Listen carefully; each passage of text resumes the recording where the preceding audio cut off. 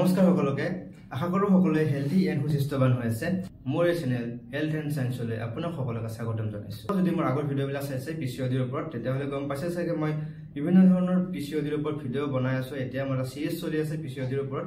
আগৰ ভিডিঅ'বিলাক চোৱা নাই প্লিজ চাই ল'ব এতিয়া মই প্ৰথমে ক'বলৈ গৈ আছো যে পিচিঅডি বা পিচিঅএছ সাধাৰণতে এটা শুনি থকা শব্দ বা টাৰ্ম আমাৰ সমাজত মহিলাসকলে কয় যে মোৰ পিচিঅডি হোৱা বুলি কৈছে ডক্টৰে কিয় কৈছে মোৰ মাহেকিয়াটো ৰেগুলাৰ নহয় মোৰ মাহেকিয়াটো যেতিয়া হ'ব লাগে তেতিয়া নহয় কেতিয়াবা বহুত সোনকালে হৈ যায় কেতিয়াবা বহুত দেৰিকে হৈ যায় আৰু কেতিয়াবা কি হয় যেতিয়া মাহেকিয়া হয় ব্লাডটো ব্লিডিংটো বহুত দেৰিলৈকে হৈ থাকে আৰু কি কয় যে কিছুমান মোৰ শৰীৰত আনৱান্টেড হেয়াৰ গ্ৰোথ হৈছে গালত ইয়াত বা হাতত বহুত বেছি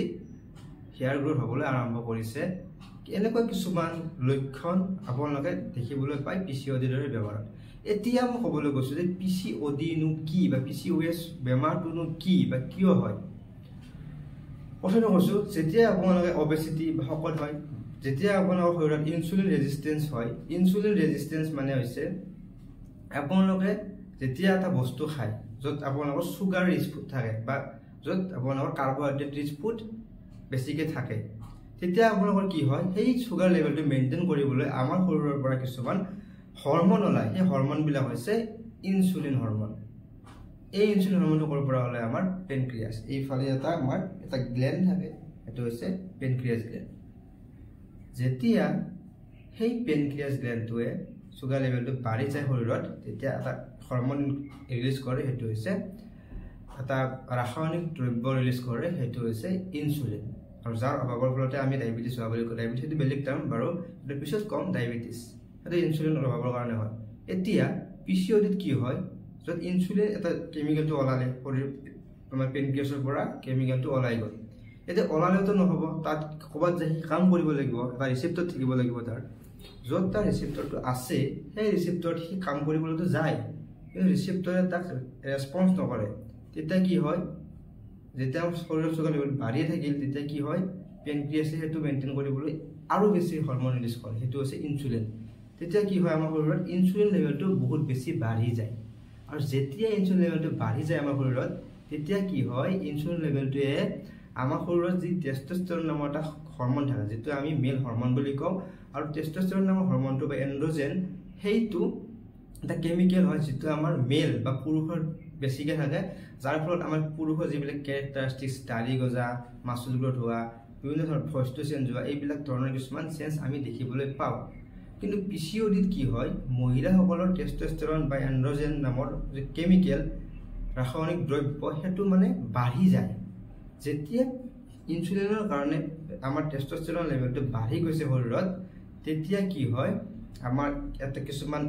কেমিকেল প্ৰসেসৰে এই টেস্টোস্টেৰনটো কনভাৰ্ট হৈ ফেলে এটা প্ৰডাক্ট এষ্ট্ৰায়ল বুলি কয় সেইটোলৈ কনভাৰ্ট হয় আৰু এষ্ট্ৰায়লটো কি কৰে আমাৰ ব্লাডত আহি গ'ল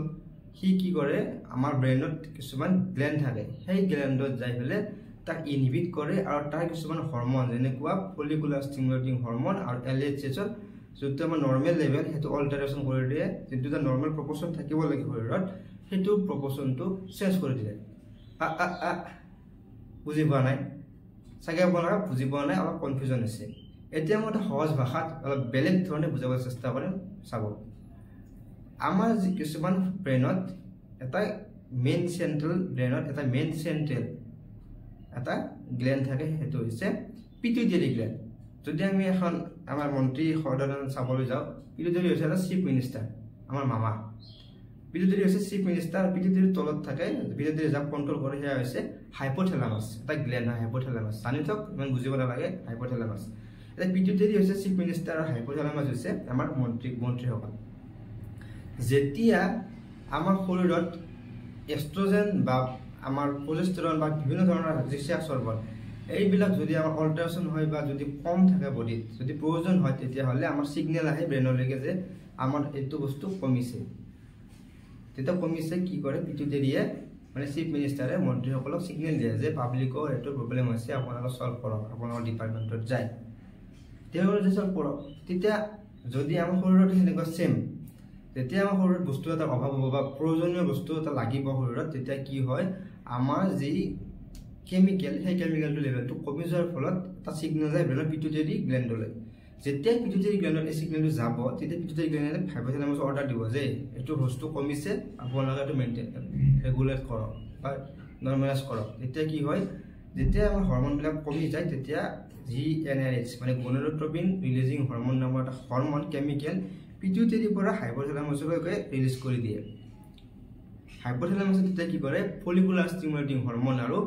লিউটিনাজিং হৰমন নামৰ দুটা কেমিকেল ৰিলিজ কৰি দিয়ে এটা কামনো কি ফলিকুলাৰ ষ্টিমুলেটিং হৰমন আৰু লিউটিনাজিং হৰমন যেতিয়া ফলিকুলাৰ ষ্টিমুলেটিং হৰমনটো আমাৰ শৰীৰত প্ৰডাকচন হৈ গ'ল তেতিয়া কি হয় ফলিকুলাৰ ষ্টিমুলেটিং হৰমনে আমাৰ যি শৰীৰত অভেৰি থাকে যৰ পৰা আপোনালোকৰ এগ বা অভিউল বা অভাম সেই অভামবিলাক এক মাহত 28 দিনৰ মূৰে মূৰে ৰিলিজ হয় আৰু যাৰ ফলত আপোনালোকৰ মাহেকীয়াটো হৈ থাকে এতিয়া যদি ফলিকুলাৰ ষ্টিমুলেটিং হৰমনটো ৰিলিজ হয় তেতিয়া কি হয় ফলিকুলাৰটো মানে মেচুৰেশ্যন হয় আৰু লিউটিনাজিং হৰমনে কি কৰে যোনটো আমাৰ অভেৰি থাকে তাৰ পৰা এগটো উলিয়াই দিয়ে বা তাৰ কামটো হৈছে ৰেপচাৰ কৰি পেলাই তাৰ যোনটো এগ সেইটো আপোনালোকৰ জৰায়ু বা ইউটেৰাছলৈ উলিয়াই আহে আৰু তাৰ ফলত আপোনালোকৰ কি মাহেকীয়া চাইকেলটো কণ্টিনিউৱেশ্যন হয় এতিয়া মই যে আগলৈ ঘূৰি যাব লওক যেতিয়া আপোনালোকৰ এষ্ট্ৰল নামৰ কেমিকেলটো বাঢ়ি গ'ল তেতিয়া নিগেটিভ সিগনেল কাক দিলে হাইপোথেলামাছক দিলে যে মই আছোঁ আপোনালোকে কাম নকৰিলেও হ'ব তেতিয়া কি হয় হাইপোথেলামাছৰ ফলিকুলাৰ ষ্টিমুলেটিং হৰমন নামৰ যিটো হৰমন সেইটো হৰমনৰ প্ৰডাকশ্যনটো কমি যায় ফলিকুলাৰ ষ্টিমুলেটিং হৰমনৰ প্ৰডাকশ্যনটো যেতিয়া কমি যাব আৰু তেতিয়া কি হয় লিউটিনাজিং হৰমনৰ প্ৰডাকশ্যনটো বাঢ়ি যায় তেতিয়া কি হয় লিউটিনাজিং হৰমন মানে LH আৰু FSH যোনটো প্ৰপৰ্চন যিটো অনুপাত থাকিব লাগে শৰীৰত সেইটো মানে অল্টাৰেশ্যন হৈ যায় আৰু যাৰ ফলত আমাৰ শৰীৰত যিটো অভেৰি থাকে তাত ইমেচুৰ ফলিকুল প্ৰডাকশ্যন হ'বলৈ আৰম্ভ কৰে আৰু লিউটিনাজিং হৰমন বঢ়াৰ ফলত আমাৰ শৰীৰত এন্ড্ৰজেন নামৰ হৰমনটো বাঢ়ি যায় যিটো মেল হৰমন সেইটো ফিমেলত বাঢ়ি যায় আৰু যাৰ ফলত আমি বিভিন্ন ধৰণৰ সমস্যা মেল ৰিলেটেড সমস্যা মেল পেটাৰ্ণ বাৰ্ডনেছ বা চুলি সৰিব আৰম্ভ কৰে বিভিন্ন ঠাইত হেয়াৰ গ্ৰথ হ'ব আৰম্ভ কৰে তাৰপিছত যোনটো ইমেচুৰ ফলিকুলৰ কাৰণে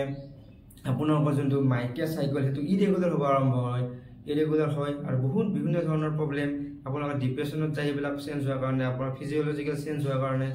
বা আপোনালোকৰ পেথলজিকেল চেঞ্জ হোৱাৰ কাৰণে আপোনালোকে বিভিন্ন ধৰণৰ মানসিক প্ৰব্লেমত ভোগে যেনেকুৱা ডিপ্ৰেশ্যন এনজাইটি এইবিলাকত ভোগে আৰু এইটোৱে মানে এটা ডিপেণ্ডেণ্ট নেচাৰেলি এটাই হৰমনে আন এটাৰ ওপৰত ডিপেণ্ডেণ্ট হয় যেতিয়া এইবিলাক অল্টাৰেশ্যন হৈ যাব সকলোবোৰ hormone testosterone follicular stimulating hormone তাৰপিছত আমাৰ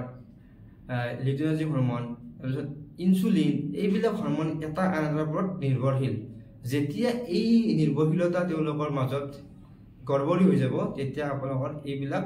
PCOD দৰে বেমাৰ আপোনালোকে ভোগে বা সমস্যাত ভোগে এইটো আজিৰ সমাজত বহুত কমন হৈ গৈছে কাৰণ ফুড হেবিটছৰ কাৰণে আপোনালোকৰ ডায়েটাৰী হেবিটছৰ কাৰণে আপোনালোকৰ যে ডেইলি হেবিটছ বা যি আপোনালোকৰ লিভিং ষ্টাইল তাৰ কাৰণে আজিৰ সমাজত এইটো বহুত বেছি কিছু হৈ গৈছে আজিৰ সমাজত সেয়েহে PCOD নহ'বলৈ বা হ'লে কি কৰিব বা ইয়াৰ লক্ষণসমূহ আপোনালোকে আগতে কেনেকৈ গম পাব মই ভিডিঅ'বিলাক বনাই থৈছোঁ আপোনালোকৰ কাৰণে সঁচাকৈ বহুত ভাল ভিডিঅ' বনাই থৈ দিছোঁ আপোনালোকে চোৱা নাই প্লিজ চাওক আৰু চেনেল যদি ভিডিঅ'বিলাক চাইছে প্লিজ শেষলৈকে চাব তেতিয়া আপোনালোকৰ আইডিয়াটো পাব মানে বুজি পাব যদি বুজিবলৈ চেষ্টা কৰিছে বুজি পাইছে গুড এণ্ড বেটাৰ যদি পোৱা নাই বেক কৰি আৰু এবাৰ চাওক তেতিয়া আপোনালোকৰ যদি নিজৰ লগত বেমাৰটো হৈ আছে তাৰ পেথলজি তাৰপৰা কেনেকৈ হৈছে সেইটো আপোনালোকে বুজিবলৈ পাৰিব বা বুজিবলৈ চেষ্টা কৰিব পাৰিব যদি আগৰ ভিডিঅ'বিলাক চোৱা নাই প্লিজ চাব আৰু শেষলৈকে চাইছে মোৰ ফালৰ পৰা বহুত বেছি ধন্যবাদ আৰু নতুন আছে প্লিজ চেনেলটো ছাবস্ক্ৰাইব কৰি দিব কাৰণ গম পাইছে ঘামি জামি বহুত কষ্ট কৰি ভিডিঅ'বিলাক বনাই আছোঁ আপোনালোকৰ হেল্পৰ কাৰণে কাৰণ আমিও বিচাৰোঁ এখন হেল্থি সমাজ হোৱাটো তো প্লিজ চেনেলটো শ্বেয়াৰ কৰিব আৰু ছাপোৰ্ট কৰিব ছাবস্ক্ৰাইব কৰি ছাপোৰ্ট কৰি দিব আপোনালোকৰ মৰম যাচিব এইখিনি কৈয়ে মই এই ভিডিঅ'টোৰ পৰা বিদায় মাগিছোঁ পুনৰ এটা নতুন ভিডিঅ'ত লগ পোৱাৰ প্ৰতিশ্ৰুতিৰে আজিলৈ এইখিনিয়ে ধন্যবাদ জয় অসম থেংক ইউ